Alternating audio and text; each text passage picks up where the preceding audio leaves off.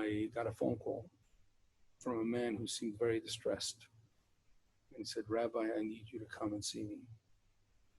So I said, where are you? I'll be happy to see you. And he said he was in a rehab. To me, rehab meant something very simple. You broke your leg, you had hip replacement, but little did I know that this was a rehab for alcohol and drugs.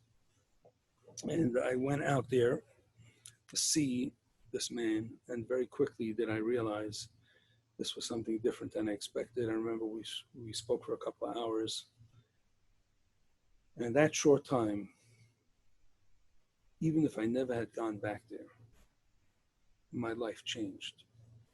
And what changed about that conversation was he was talking about things that happened to him when he was 7 years old, 8 years old, 9 years old, 10 years old. But this was a 60-year-old man. And he was talking about pain and things that happened to him as a young child. And I came home and I said, Chana, our oldest child is not even 7 years old. I said, but what you tell them is what's going to always stay in their mind. And I said, we need to think about how we talk to the children because it's very powerful.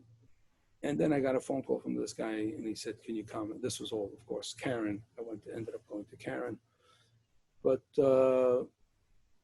I said to Caron, I said, maybe you need a rabbi, if you need anything. They said, no, we got Father Bill. Father Bill will take care of everything.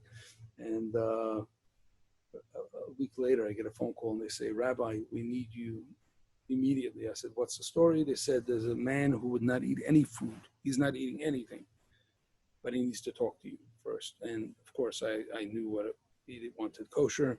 So I went to the freezer, got a bunch of food together, went to the rehab, went to Caron and brought this guy food. And all of a sudden he's eating it. They said, Rabbi, we gave him pizza.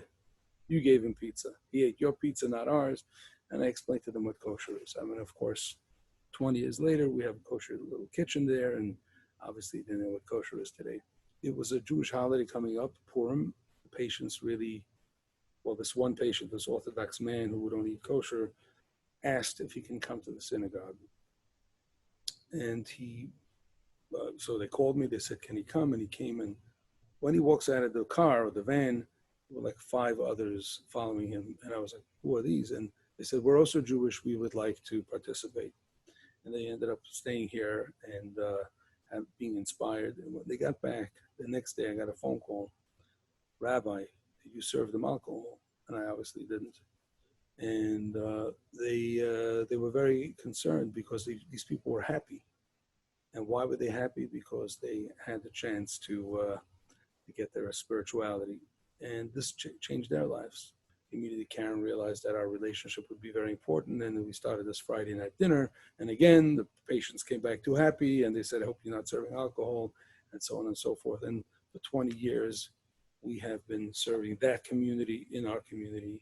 And it's become a very vital thing for locals and beyond the work we do there. We've had over 5,000, close to 6,000 people coming through our home over these 20 years, about 250 a year plus.